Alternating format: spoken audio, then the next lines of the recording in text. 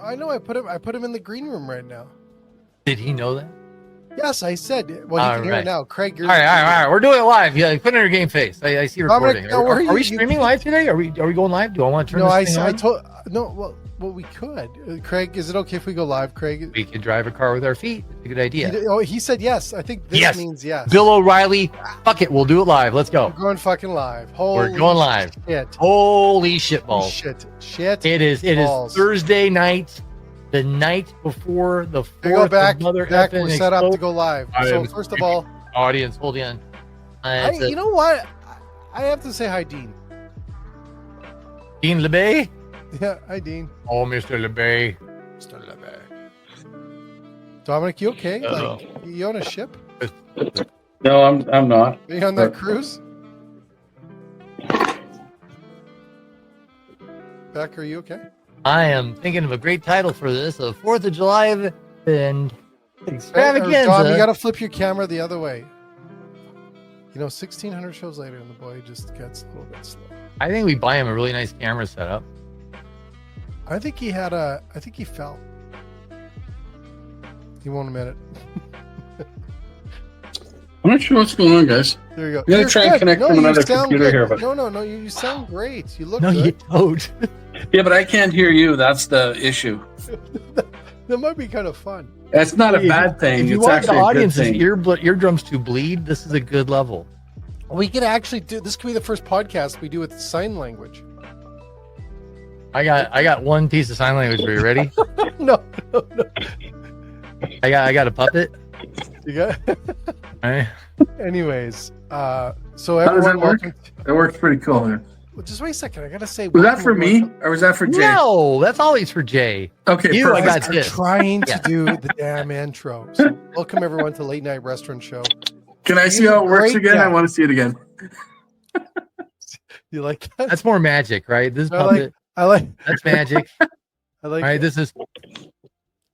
And you got one in your pocket. I got this for you. All right, so yes. What? Nothing. I like when they say he goes, yeah, I bought it at Target. It was on sale. Love that line. Anyways, no one's listening. Dominic, are you done? I'm done. Okay, no more. You're banned from touching that fucking iPad. Quit it. God. Anyways, Beck. Yes. Welcome. Hey, thank you. How are you, my friend? Trying to be somewhat professional. We have that moment is past. That ship has sailed. Wave it off in the distance and say adios. Well, Jay, who's sponsoring tonight's non-podcast podcast? The unofficial. Hey, Beck, I went from unofficial to unofficial ambassador for the next Food Expo that's coming to Calgary. So what does that mean? And this sounds like Spaceballs. I'm your uncle's father's sister's cousin's friend. What does that make us? Absolutely nothing. I came up with a great marketing idea again today for Dominic and Hendricks, and I think he didn't like it. Okay. I thought it'd be really cool today that Dominic actually gets out there and washes everyone's car that comes to the event. Like a car wash. It's like a food show, expo, and then you pull up, Dominic's in a little outfit, and he grabs the keys. You know what? Where would you like it parked? Let me wash it for you. And he washes that. 5,000 people, can't go wrong. That's how you provide service. There you go. Who we got one tonight? Who's our special guest? Well, get me excited about the project. Anyways, I weep for the guy in the green room. Let's save him. Craig, you know what? He's going to hack me, I think, a little bit tonight. Anyways, we've got a great guest. You know what? Recently, we've been able to have lunch or dinner together. I think we call it dinner. Supper if you're in England. Right? I think that's right, Beck. Do you guys call it supper down there or dinner? We eat dinner. Okay, so supper must be England. Is it British? But do you ever have like second breakfast? A second breakfast? Never mind. This one hobbity on you. Okay. Anyways, so we got a great guest tonight. He's the director of food, beverage, and casino operations. Is that right, Craig? Did I get that right? Yeah, I can't hear you. Is it close? Give me a hands up. A little bit close. Not even close at all. Fuck. So close. Anyways, Grey Eagle. He's a big cheese at the Grey Eagle Casino and Resort. Is it resort and casino or casino? I can't remember, Dom. Anyways, we should work on that. Anyways, he's amazing. I've known Craig for a long time.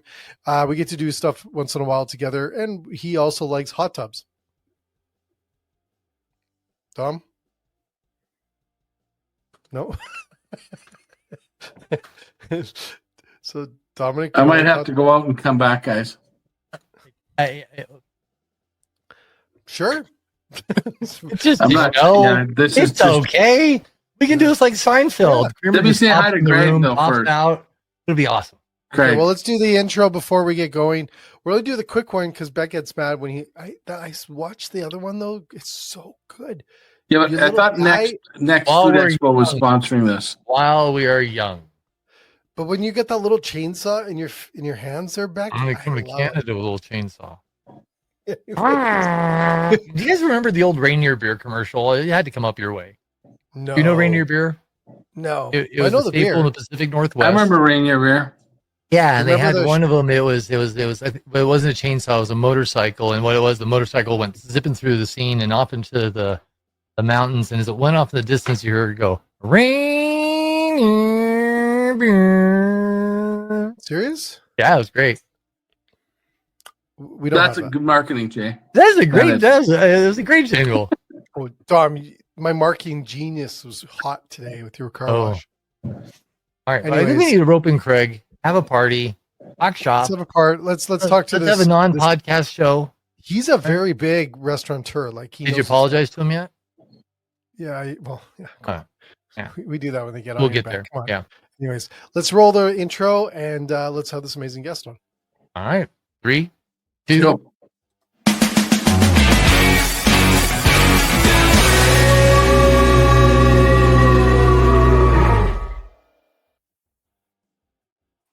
I think that intro's sticking, by the way.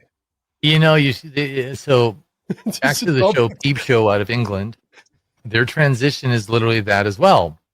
Really? No, on Mitchell Webb, yeah, you have a very similar style to these guys because I think you've done it twice inadvertently. Their transition is literally some bobbing heads, a little quick thing, and the music is almost exact. Serious? Yes, I'll show you later. Your mind will be blown. Really? Yes. It's like hey, Craig, welcome to Late Night Restaurant Show. He's having a big drink. Yeah, he needs one. He's like, oh shit, when I get myself. He wants. He didn't talk to the ladies from Terroir. That's the problem. They would have warned him. Come strap in a couple of gallons if you're going to be on the show. So Craig, I actually thought we'd start off the show before Dominic disappeared.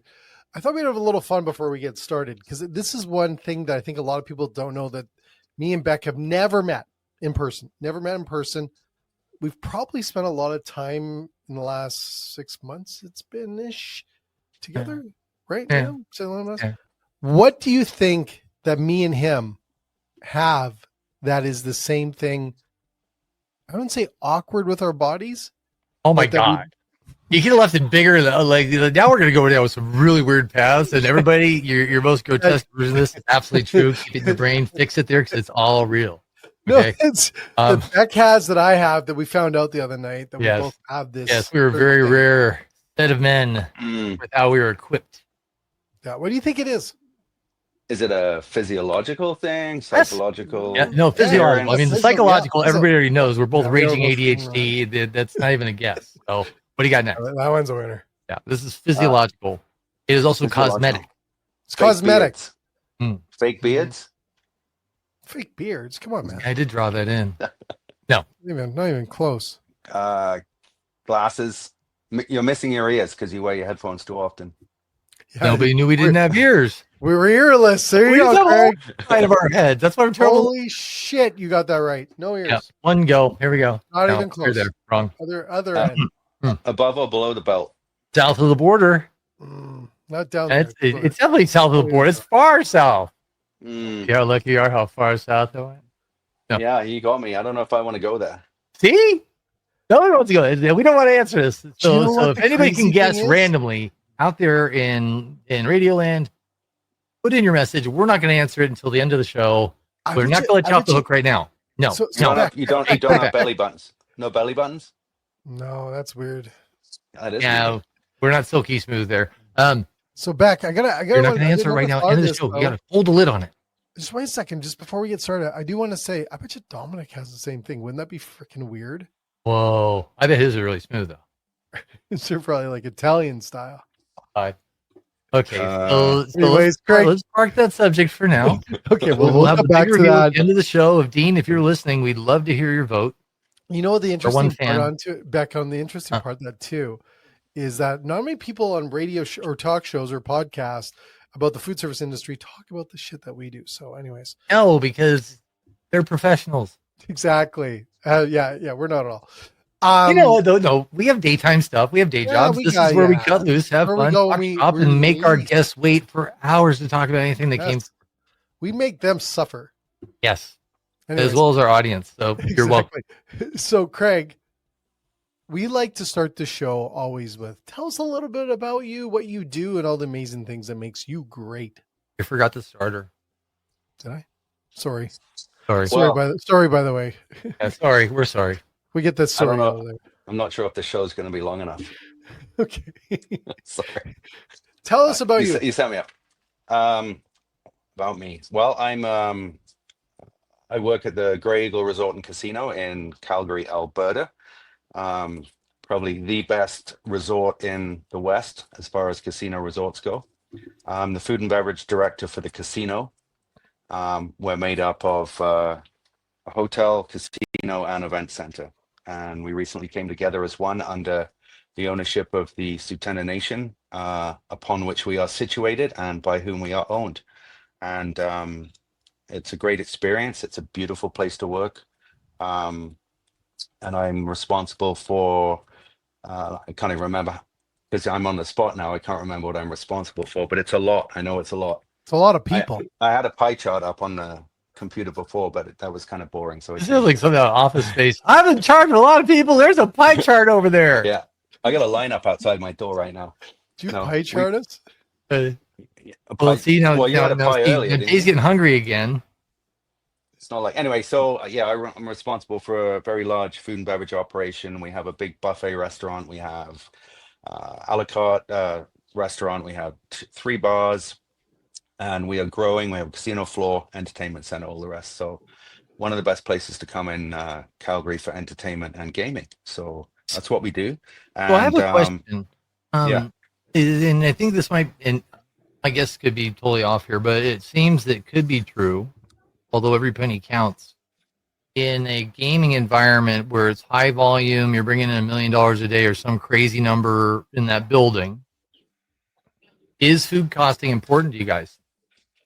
Are those margins something you even care about? Is it more focused on keeping the guests happy and in there and entertained and pumping bills and coins into machines? Where's this broadcast everywhere? Yeah, well, I see this finally. I love the gaming industry. There's you. Well, our primary function is to obviously maintain and sustain the guests that come in here. Our primary business is gaming, and we support that with excellent food and beverage. Our cost structure is a little more forgiving than you may see in a traditional hotel resort setting that doesn't have a casino to support. Obviously there are deals here that you wouldn't get somewhere else, and that's what keeps it interesting for our players that we attract through the door, and we like to make sure that they are maintain when they're here and they don't need to go elsewhere to get food. So absolutely. What kind of restaurants are on the property? Oh, that's a great question. Well, allow me to repeat myself.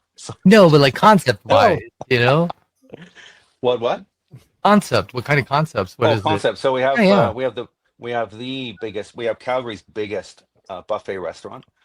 Is it called casino style? It's called what? Is it called the Stampede? No. Stampede's happening next week, actually. This week we have bull busting. Cody Schneider's bull busting. That's awesome. Live bull riding.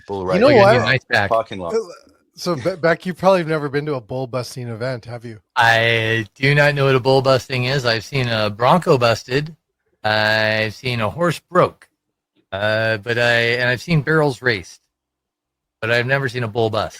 You've never seen pickles pickled? I've pickled a pickle. Okay. Just want to know. Yeah. But a lot of things. It was. I was from this to watch him just tell us he was fucking ranching once. I guarantee I watched. He was ranching pickles. No, I'm talking about you. Oh yeah, it was. Yeah, I was a rancher. Always North Idaho. I was a farm boy. Yeah, with Morgan Fairchild, my wife. Yeah, I was on the set of Yellowstone. Anyway, sorry, Craig. Back to you. Oh, don't be so news. Back to you, Craig. We were talking about me, or what were we talking about? The resort. We were talking about the concept, the concept, the biggest buffet, and it is a beautiful buffet. It is a big buffet. Big. I like that. Or buffet, depending on where you're from. Buffet. Yeah, buffet. Yeah, but Jimmy doesn't come here. So yeah, it's tonight we have a seafood buffet. So it's very popular. There's crab legs. There's scallops on the half shell. There's more shrimp you can imagine. There's chowders. There's seafood delights. So that's what's happening tonight. And so that's our theme. It's a big draw. It brings a lot of people into the casino through the doors, which is what it's all about. So we might see, on a good Wednesday or a Thursday night. Wednesday night we do a Pan Asian buffet, which is extremely popular. And believe it or not, just by adding whole crawfish to our buffet, it brought in an extra 100 people a week just on a Wednesday night just to eat those little critters. And I can't bring myself to do it. Have you seen them? Dean LeBay is on his way to your casino right now. I know exactly. Yeah. Oh, they got crawfish over here. I'll be right there. Yeah. So that's what's happening Wednesdays and Thursdays, and we might see 500-600 people. So it's a really good draw, and obviously it's high volume, and lots of food gets purchased and eaten, and then the people go play. We hope so. That's what we do.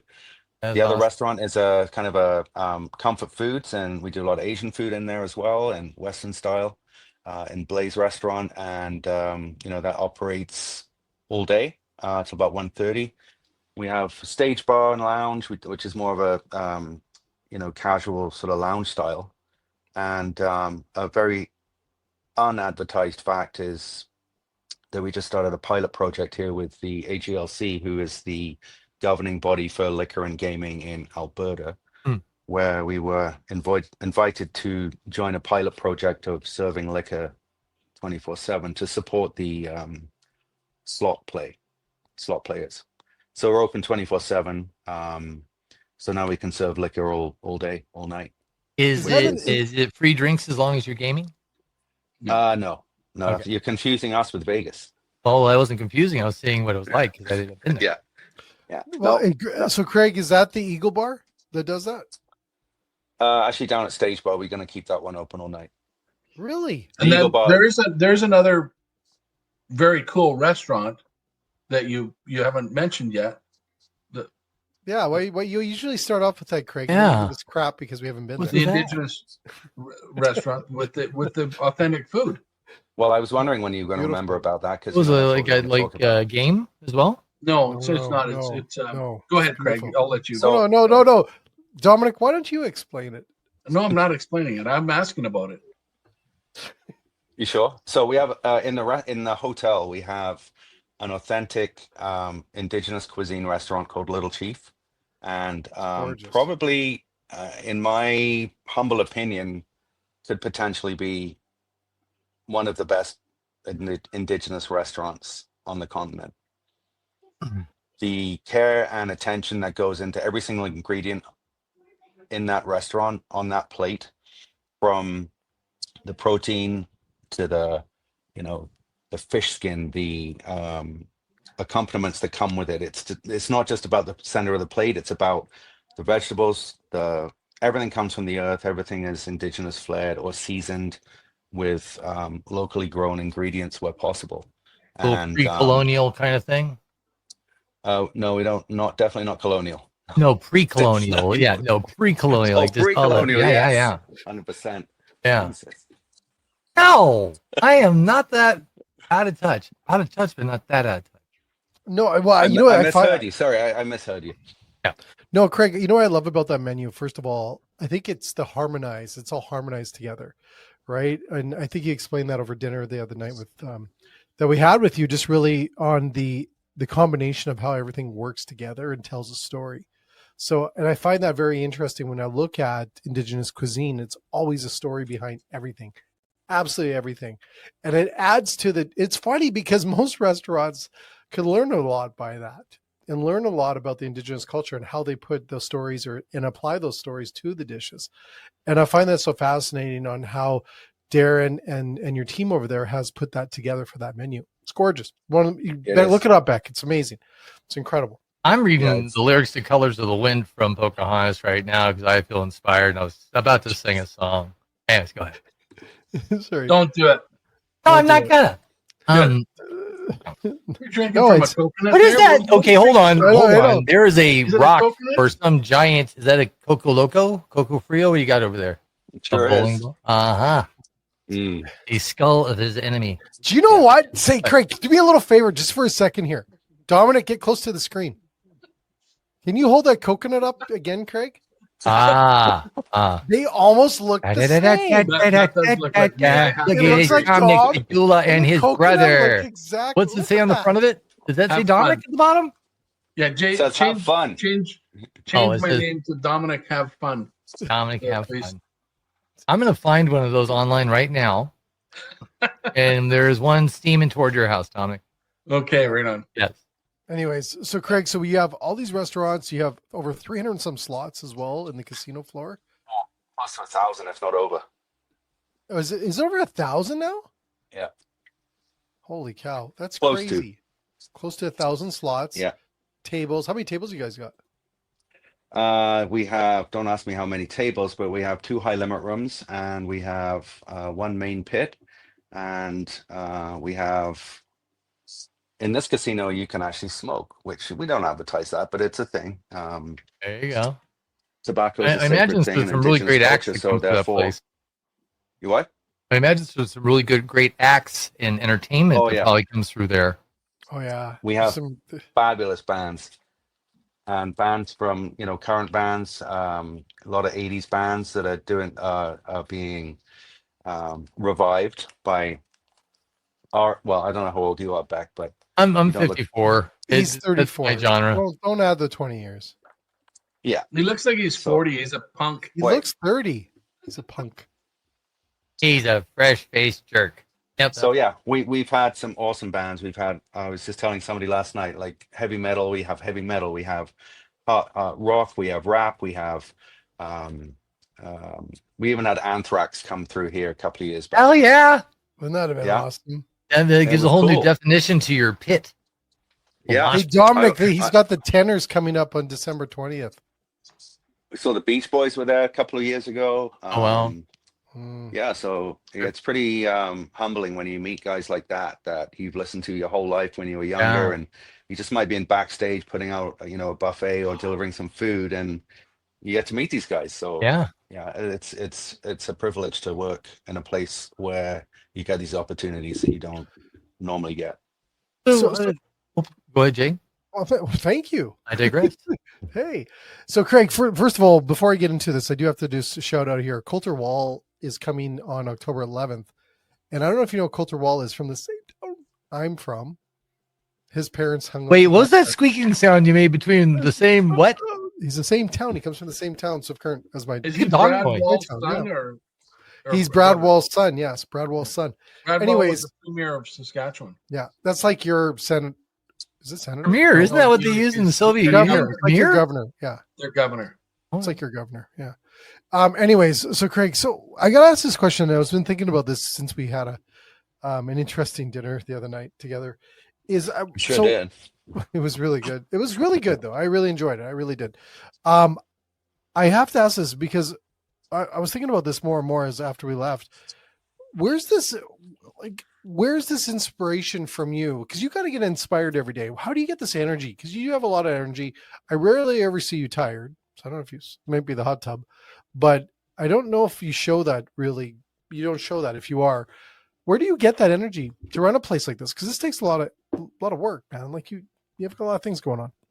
Well, yeah, we do. There's a lot of balls in the air at all times. No pun intended.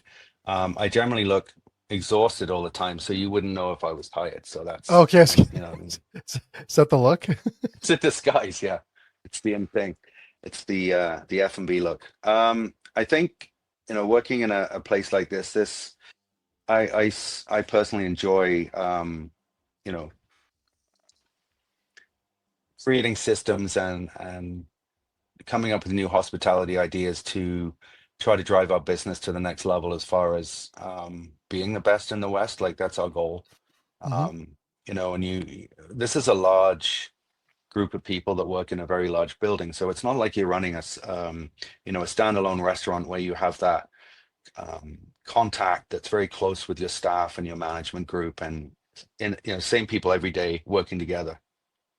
So it's hard to build a culture of service or to change anything because there's so I have about and you know like you mentioned Darren Mitchell's the executive chef here and in the casino part of the operation we have together about 220 people between us in the front of house and in the kitchen. So I have about 120 in the front of house, bartenders, servers, porters, um, food runners, you name it. So many shifts a day. We, like I said, we just went to a 24-hour model. So how do you bring those people together? So what drives Yeah. me is looking for that formula, that solution, trying to find a way to inspire supervisors and managers to inspire their staff. And that takes a lot of energy and a lot of persistence. So I think one of the hardest things in an operation like this, when you're trying to make change, is execution of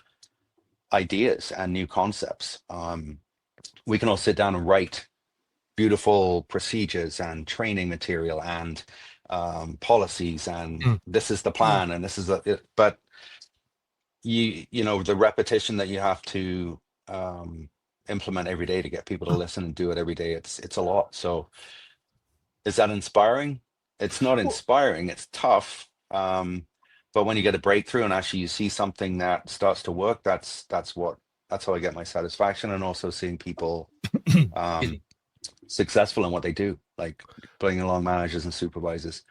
It's a very it's a heavy load working on a shift in an operation like this. Yeah.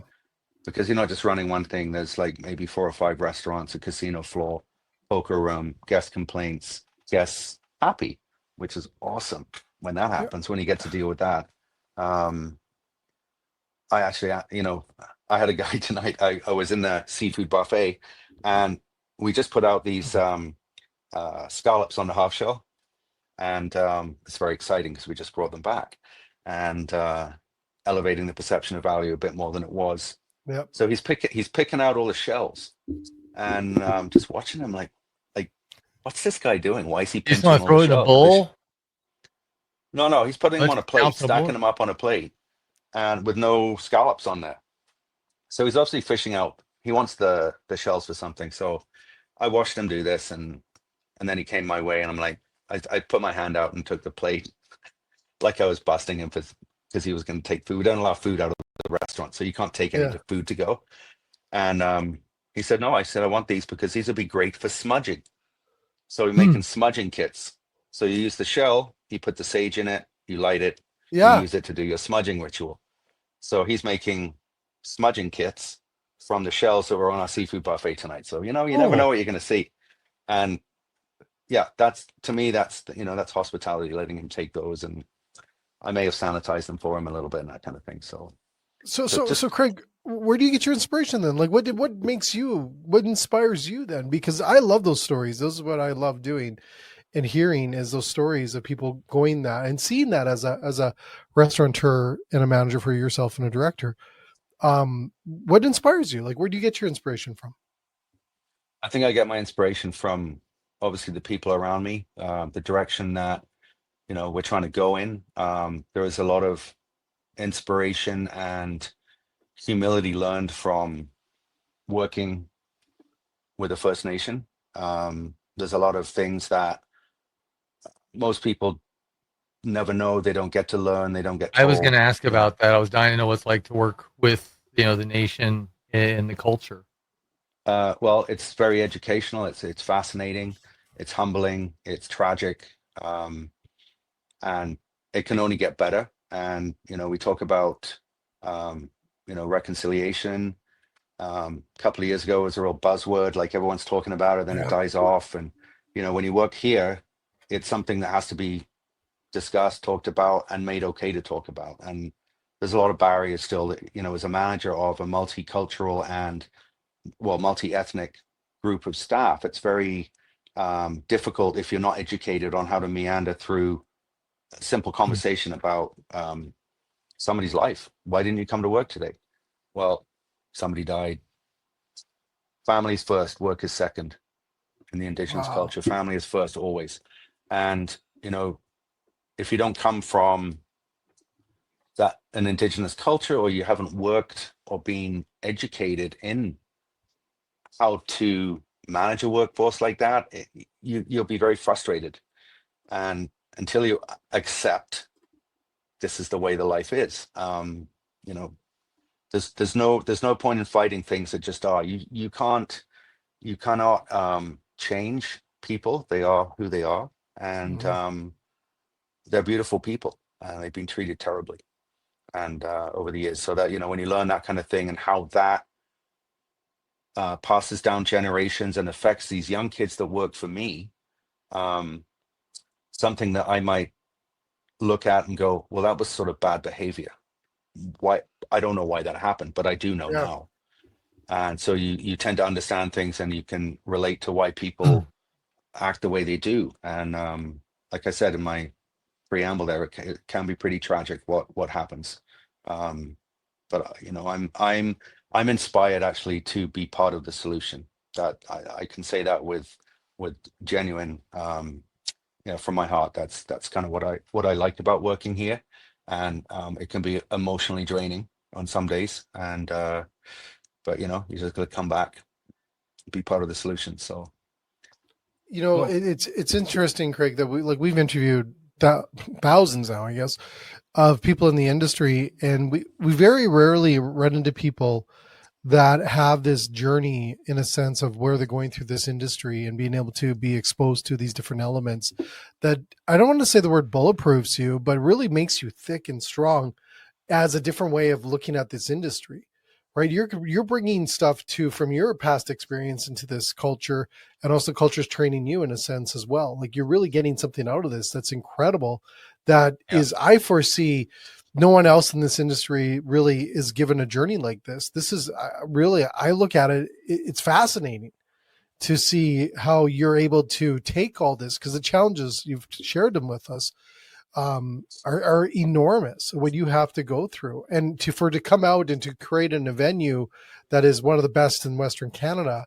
Like you said, we want to be the biggest and best, and all these amazing things you guys do is phenomenal. It's funny. I had this talk today with someone in California. Is they typically people don't see what's behind the stories, right? We don't see Beck, all the hard work Beck puts in every day, or Dominic and myself, but they see this, on social or what we do. I think we see that sometimes in the industry as well. Like, we don't see, like, you look nice and calm and relaxed, Craig, look like this is easy. We don't see the behind the scenes of stuff that you go through. And I find that fascinating. Yeah, it costs you to drink and all these things out of coconuts, but we don't see that. And I find that so fascinating. You are exposed to stuff that is going to, and it must have an impact on your life. It must have a big impact on your home life and what you do with your family and stuff as well. Sure. Yeah, it does. Yeah. I mean, like I said, you learn how to deal with a lot of very negative situations, but the key is to understand why it is the way it is, and try not to take on that load, the responsibility of what has happened in the past. And I don't want to go there. You don't know what I'm talking about, but it's had a profound effect to this day, and on the generations that we're dealing with today, who we're trying to introduce into the workplace, train, teach job skills, interpersonal skills, confidence, working on a First Nation resort is, like I said, humbling, but the revenue that's generated from this operation benefits the Tsuut'ina Nation so much, and it's brought them so far out of some adversity, and provided services and amenities at schools, and wow, so many things. The positive thing is if you Michael, if you ever get here and you're able to get you down there, it's amazing what's happened. The transformation. There's a long way to go. There still is, but it there's a lot of benefit, and I think Craig having they're doing it in a very smart way, in that they're bringing the knowledge in with people like Craig to pass that knowledge on, right? To grow their own ecosystem in house, and eventually a lot of these things will be, owned by them and managed by them as well, right? Because you're teaching a lot of those future leaders, which is very and cool. that's the goal. Is ultimately I should be looking for someone to replace myself with, that's a member of the nation that can pass the torch down. And one of the challenges is the number of available workers to work here is quite low.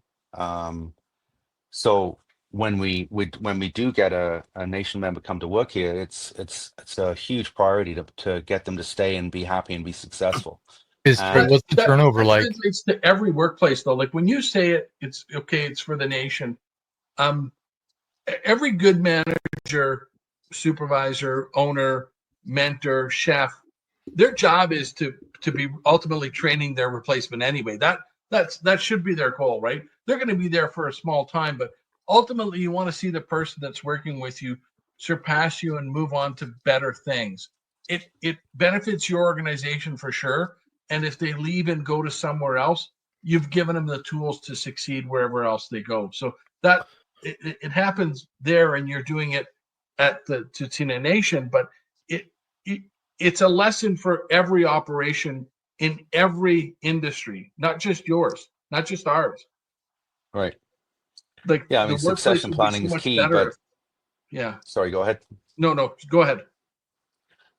Succession planning is key in an organization like this, because this place has been in operation for 17 years. I think it is 16, 17 years.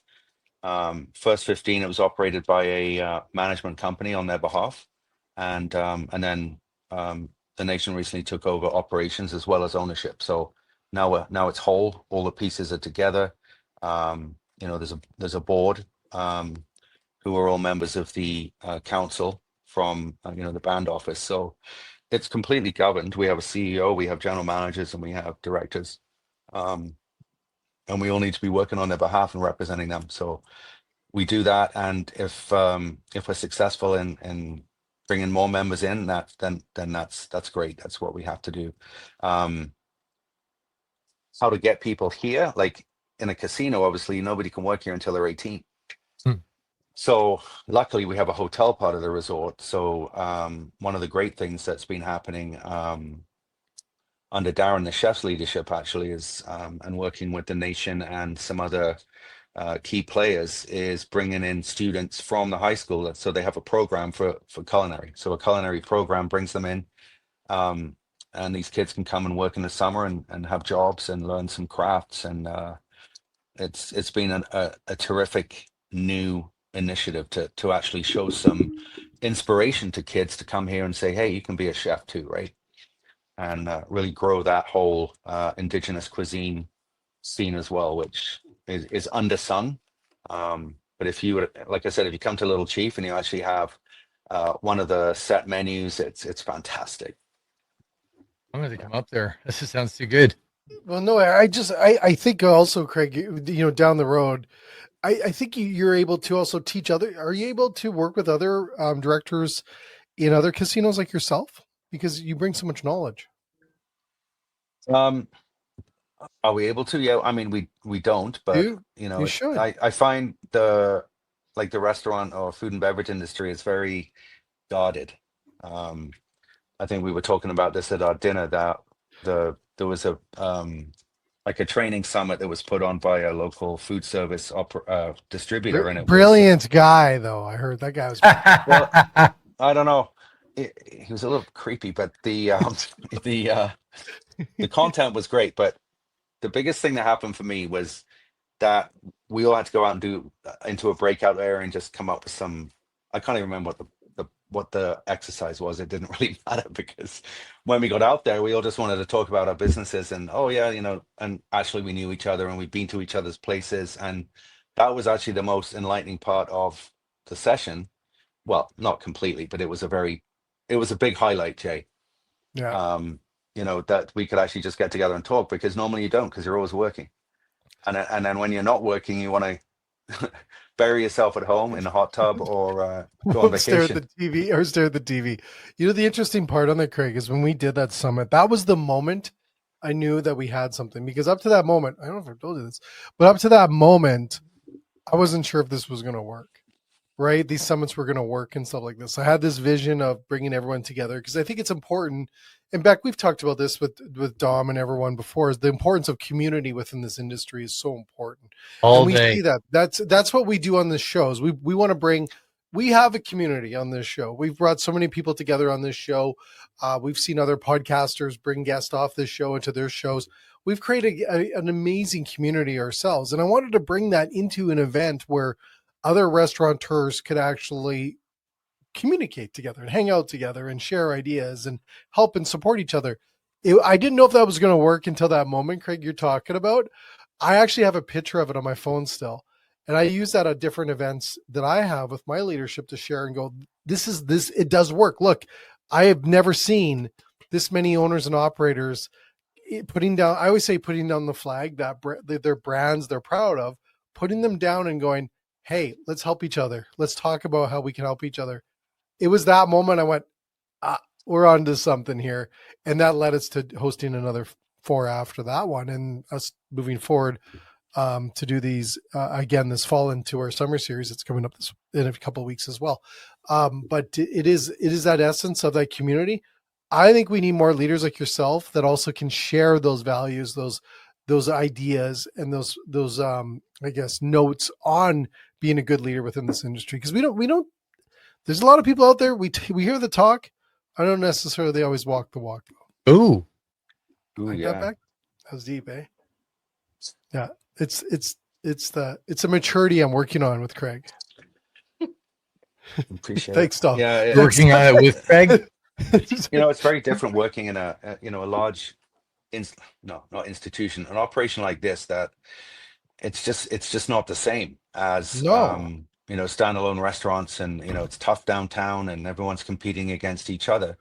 But really where the differences are, and what I think where the wins are, is when you have a different approach to what you're delivering. Because I think actually we discussed this at that summit, which I won't mention again. Anybody and no offense to anybody that's a chef, but you can write a menu, but if the service part of the experience is the shits, then no one's coming back.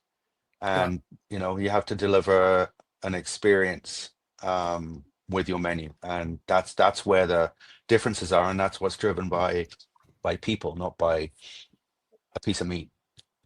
It's important, obviously. Yeah, the the culture in the business, in the yeah, restaurant, in any business. When you're talking about culture, we're doing a thing now on food safety culture, and getting people to think and think like, how are we going to make this a good experience for everybody, not just for me personally as the server, the chef, whoever, like with that end goal in mind. And that it's hard even in a small business. It's harder even for you, right, in a really big place, because you've got that many more people, that many more moving parts. So yeah, it is. And to have everybody understand food safety is a massive undertaking, because Dominic, you do that for a living. You have a very high level of understanding at probably a biological level. And Sometimes weird, Greg. weird stuff happens, right? You never see Yeah. health inspectors out for dinner. Why is that? I don't know. Maybe it's kind of it's an endorsement. Yeah. The health inspector eats there, so it's safe. We can go there. Yeah.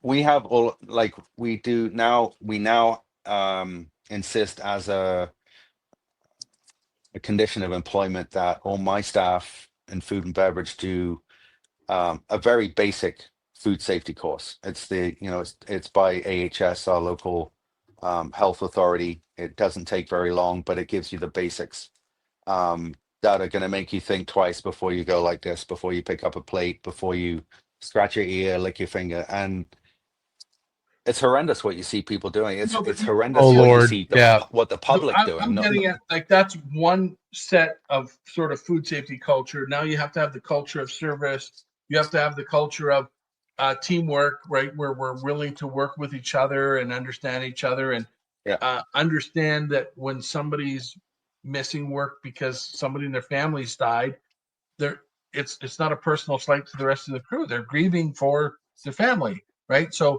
and that should come first in every workplace, really. Sometimes our challenges is our guests aren't forgiving for that. They hold us to a much higher standard than they ever have. Yeah, they do. Yeah. But what do you do? Like the natural instinct of a restaurateur or operator is, well, we can't close. Like we got to serve everybody that comes in. But if you don't have the balls to close a section because you don't have enough staff, then you're going to create even more problems than closing. You're going to have a section that doesn't get good leadership comes in, right? Then you have to give them leaders there to permission. Back it up. The leaders there to say, here's how we're going to handle that, and possibly even explain that to the guests, right? Some of them don't care. A lot of people, though, they do understand. I think Jay's talked about this a lot, about telling your story, and people understand that restaurant people are people too. They do hold us to a higher standard for sure. But and I think same as you're doing with Little Chef, like you say, it's a little not really well known, but you're starting to get the word out there, and people are starting to understand, and they're trying the cuisine, and it's something that they've never done, but they're going to try it, and we go away with more understanding and saying, hey, this is something I want to try and I want to do. So that, I think that whole message around, your restaurant at 4 people, or your restaurant and operation at 400 people is a big community. When it's a small one, it's small, but all the same things apply, right? So hats off to you for trying to build that, right? Because it's a monumental task, but I think it's a thing that every business should be doing. Oh yeah, it should be a requirement. Yeah. There's many things that many employers don't insist on, and down to how you treat your staff, what's the legalities of treating a staff properly, labor standards, human rights, all these things. We're very aware of those things here, and I think that it's a very good place to work because of that. That it teaches you to do better as a leader, and treat people right. You come work here, you get free parking, you get cheap food, you get full benefits, you get full time, holidays. It's a good place to work. So it's hard to blend quality employment with a tipping culture, because a lot of people work for their tips and may not pay much attention to what they're being paid by the company. So that does create behaviors that we work with, and you understand that people are in that mindset that what they, everything they do, they might expect to be tipped for. But service staff work extremely hard and deserve every tip that they get. And in fact, tipping culture, I don't know if we want to get into that, but it's changing. People are becoming resentful. They're resisting, and I've seen. You think it's the point of elasticity? Like there was like, hey, let's pitch in because of COVID. Let's over tip because of COVID. Then prices go up, but then tipping became this. It used to be to ensure promptness and good service, and now it's just give me money. And I think people are getting offended by that, and it's a splash effect in other areas. At 25% and 28% and 18% and 20%. Yeah. I had a place recently, just a quick nudge on tipping, because this is something that I think fascinates me. So we went to this tea place, and like tea. Yeah, it's a tea place. So British. Yeah, they British. have, all these different varieties, right? And they also happen to have boba, so my daughter likes it. But when we get to the counter, we order our tea. There's a line of people behind me. She gets done with the transaction, and the lady behind the counter goes, "Okay, how much would you like to tip me now?" Yeah. Right? Did How about not a fucking cent? Did you? Yeah. They have the guts to say that. Literally, say it out loud in the whole line. How much do you want to tip me now? How much do I want to tip you now? I'll tell you exactly how much right now. I wouldn't do that in Florida. Yeah. Absolutely not.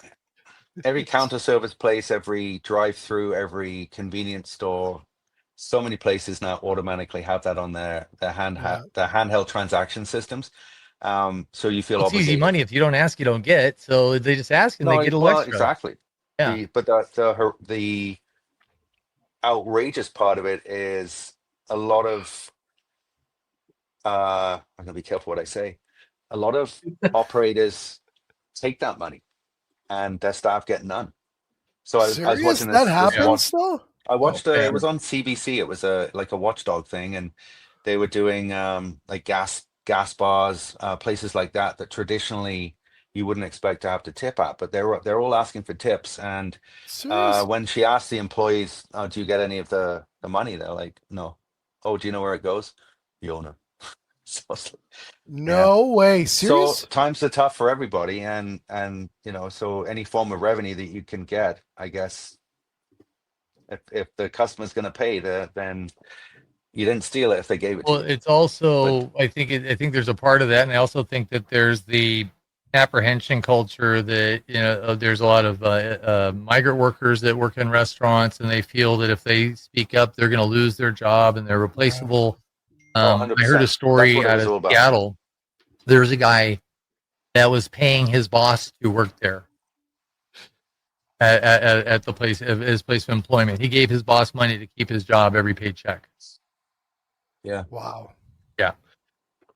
So that's not unusual in tipping. No, there's unscrupulous people. No, there's great people like that still. I've heard that too. And actually, I've heard it in California. I've heard it in different parts of the States and Canada.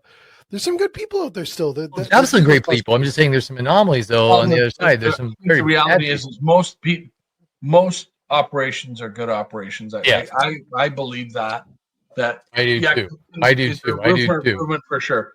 100%. Some of the here's why events like Next are important. Events, this show is important where we talk about this, and to Beck's point, call out the bad operators. I think that's okay, and that should be said. Like I think sometimes, and Craig even said it, sometimes we're maybe a little too careful in how we say things, and there we go. Yeah. Boom. In calling those out, but inspiring people to do better, and it's possible. It's hard work for sure. And is the server compelled to push hard for tips or ask for the tip if they're getting treated right in the business? And I think sometimes that, like to what you said, Craig, is it's got to be a good place to work. And if you make it a good place to work, then good things are going to happen because the people are going to feel comfortable and everything just runs better. They also want the business to make money. Then they're not resentful of the business. They're going to work harder so the business makes money. If they're being victimized, they're going to do the bare minimum. Yeah, but also it comes in training and development too, right? That it is, Jay. You're 100% right. It's this whole, and Craig said it. It's a culture thing, right? It's a culture in food safety. It's a culture in how they're treated by management. There's a whole thing, and when people feel safe and taken care of in all ways, not just financially, but that they know they can come to you and say, "Hey, I've got this personal issue. I don't want anybody to know about it, but I'm dealing with it." That somebody's gonna be there to listen, and they're gonna try and help, right? So that we've talked about this is that for a lot of people in food service, their workplace is their family. That's the place. Yeah. It's so true. So Well, a lot of it defines who they are too, Yeah. right? And I think and we had this discussion today as well, is that a lot of times the companies are what we kind of build our life around, Yeah. where it defines us, right? So that we have to be careful by that. So we also have leaders that reminds us that, yeah, it's great that this is a part of your business, but we also have these lives at home and make sure that we're taking care of our home lives. But anyways, I do want to wrap up here really quick, Craig, because I know that you don't have much time, and I know Dominic and Beck are busy guys. They got silky smooth things, but I do want to bring it back to what Dominic doesn't know what we talked about while he was off. Oh, did we take a poll? I don't know if we got a poll. I don't know. Out there even know? Okay, so let's reiterate the question. Let's bring this up. Dominic's nervous. Look, I can know him. I've known him for a couple of years, doing these shows for 2 years now. Welcome to Dominic's nervous section. That's the nervous face. Look at the nervous face. He's so Dominic's nervous. got. Craig, are you ready? Are you ready? Yep. All right. What is it? This is gonna be What so is it? anticlimactic. All right. What is it? What is it? What's the question, first of all? Do you want to bring All up right. the question? Because I Yes. screwed it up. So the question was, can the audience and the guest and one fellow cast member guess what anatomical anomaly that is, I would say, maybe 0.001% of the population may have? I think there's other studies that will Probably figure out. less. Yeah, I wonder how many people have this. Do Jay and I happen to share? And I'll give you one other hint because we spent a lot of time on this in the first part. We'll start where we left off. It's below the waist. And it's below that waist. Yeah, they can't get more tips there. They got to work it Well, from I know, there. but then they're going to get weird. I know they're hung up on the middle part. Keep going. Keep going. You only have 4 toes. No, I was Oh, gonna say but webbed feet. Boom! Web. Give the man a Boom! cigar. Wow. Craig, are you serious? Craig. You got that? Yeah, we have We'll web get feet. another coconut, buddy. We have web feet. Yeah, you get another A coconut. lovely bunch of coconuts, lady. Yeah, web feet. How crazy, Same Dom. toes, too. I don't know. I've never met someone that has webbed toes. But mine is far more pronounced. Nah, it's because I showed you. Yeah, yeah. Yours look Can I like. ask, is that why you insisted on having a house by the river? Well, yeah. Because he could get away faster I than also everybody else. waddle and sit on my nest and turn eggs. Okay, I have a joke. For And you. and water rolls off me like Here's off the joke. Padula's back. Here's the joke, and it works right into what you've just talked about. My grandson told me this. 3 years old. Why do ducks have feathers?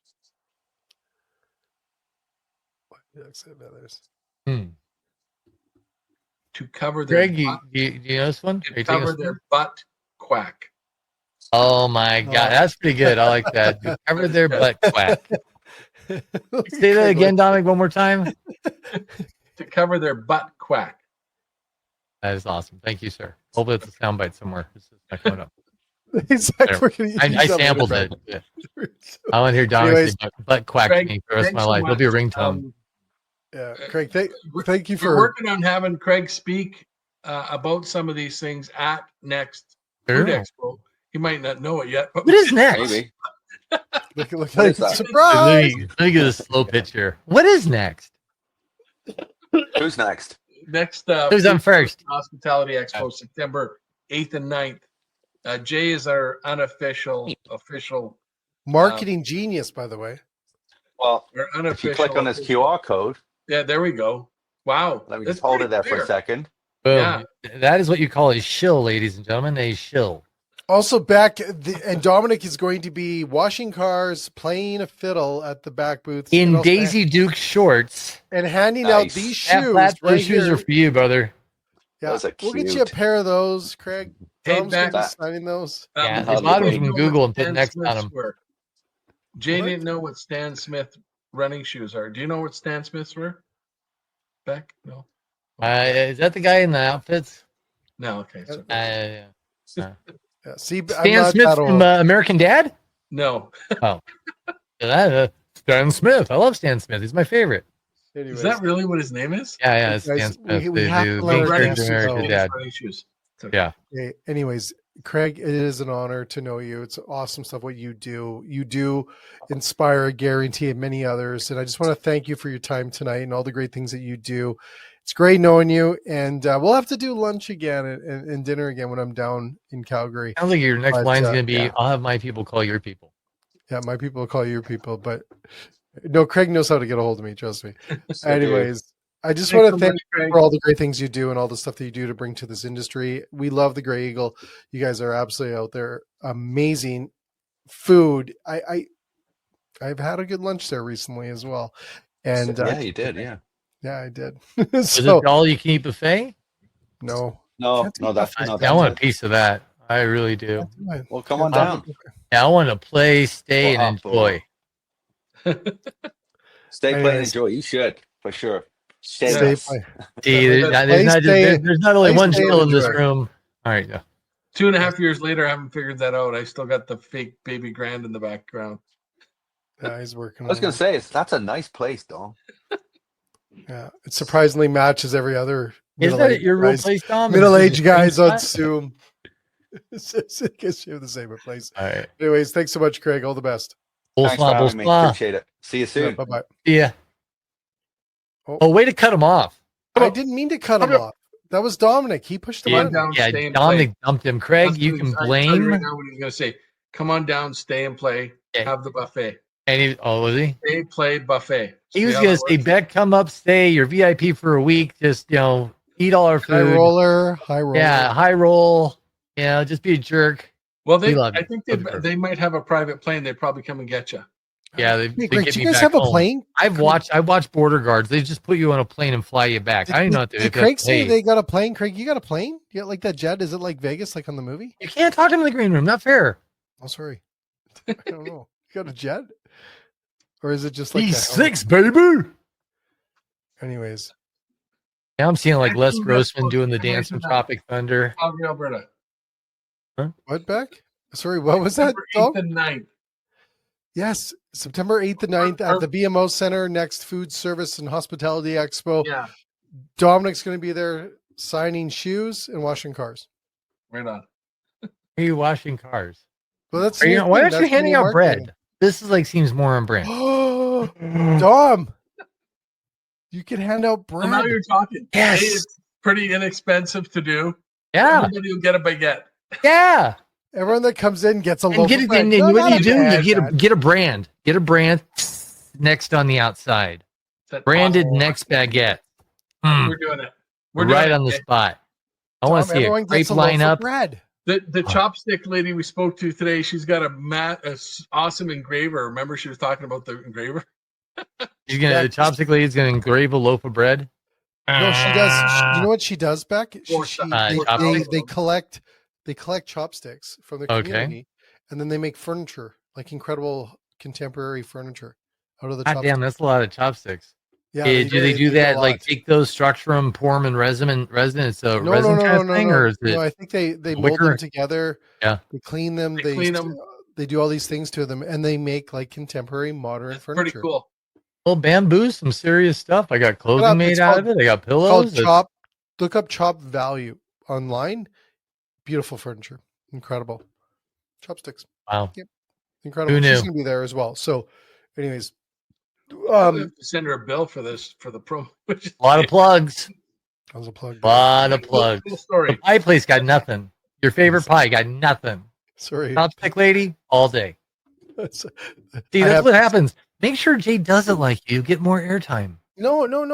Back to that. I do have to say I was impressed today with that because one of the things I work with restaurants on is I don't know if you guys can see it's kind of white, but she created her 30 to 60, 90-day plan on a napkin. So I call it the napkin strategy plan, and she created it on a napkin for me, and I thought that was so cool to do that. If they write it on a piece of paper, it doesn't qualify. Is that what happens?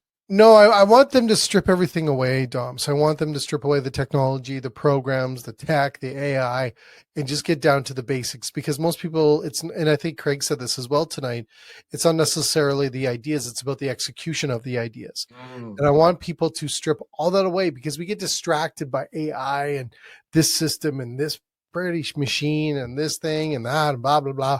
I want them to strip that all back because I do agree all those things work really good.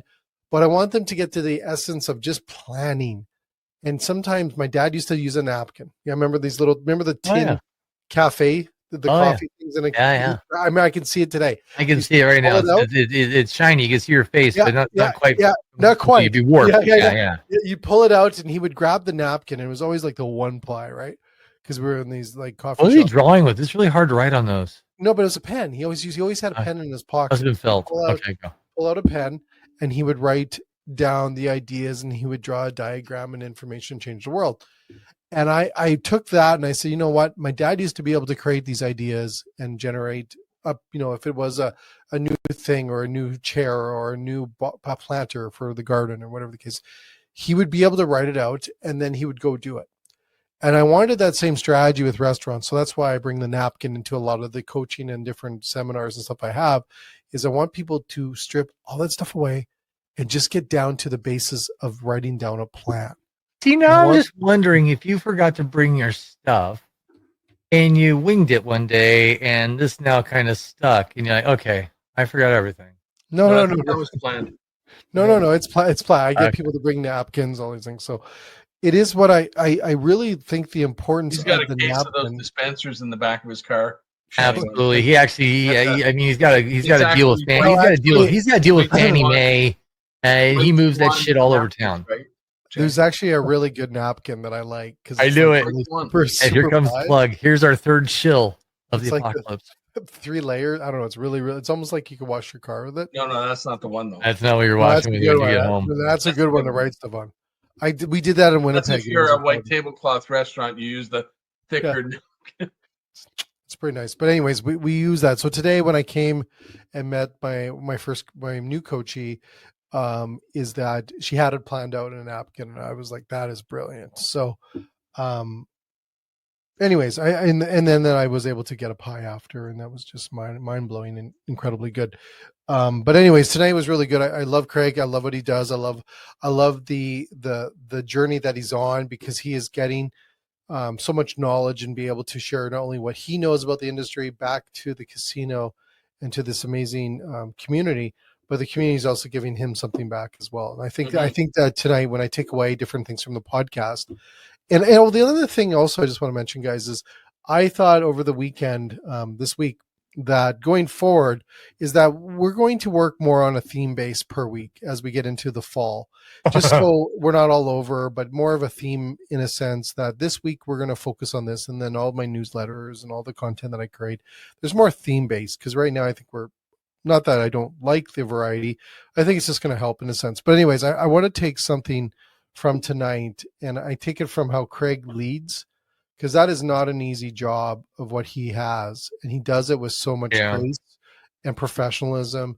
And I think a lot of people get frustrated in the industry, and you never see him frustrated. I know he does, and we all do, but he doesn't show it. He doesn't show he's tired. I think we can learn from that as well. But I take that from a leader that has got his poop in a group. Is that right? Did I get that right, Tom? No, poop in a group is might be taken as the other way. As it sounds like something a rabbit. Right? So I think he's got it. Poop in a group. He's got it locked down. He knows what he's doing. He's experienced enough. Thank you. To know. You heard it here first, folks. The new lingo that's sweeping the nation. Poop in a Group by Jay Ashton and the Candatones. Not even close, eh? Tried. But that's anyways, okay. I tried. I throw it out there once in a while. Craig is he's not going to be offended by that. No. Nope. So anyways, but he does. He's got his things lined up, and I find that very fascinating. And so that's what I take for tonight. And I think we all can learn from people like Craig in this industry that are out there working in a place that is like one fraction of the size that this guy has to handle. And he still does it with grace and stuff like that. So awesome conversation tonight, gentlemen. And thank you both for once again dealing with us. I think we had an interesting audio start to the show. Yes, Dom. Yes. Well done. Yes. Yeah. And I can't believe he also picked out that we have web toes. I'm going to fly to Canada and help him with this setup, and I'm going to leave that thing as silky smooth as his head. I'm gonna set you up. I'm gonna dial you in. I'm I'm gonna fly in the finest equipment, and Do you think Dominic still eats his pudding in his underwear? with his finger. I've never eaten pudding in my underwear, but I believe Dominic I think Dominic's taste pudding of that. eating methodology is the foil lid, because I think he's pragmatic. He doesn't want to use extra dishes or waste, so he's going to take the foil lid off. No, He's no, going to that slip was- it into a half shell and no, just use that uh, as a tool. no, He's gonna no go straw. homemade. No, Just homemade, lick it out like a cat. homemade Tupperware bowl. No, Pudding. that's only Mango China, Jay. But anyway, You see it, Mark? You see it, eh? Oh yeah, yeah. there. I think he might just get lazy, get a boba straw Over because to he the has right, something he's got a gained. bottle of got his baby lotion over there. He's got his Slurping baby chocolate lotion. pudding through a straw. It's good. It's getting late, guys. This is rough. that's a milk. It's a milkshake when it's like that, right? Bye, guys. My milkshake brings all the butt to the yard and damn it, that's better than yours. All right, have a good night, guys.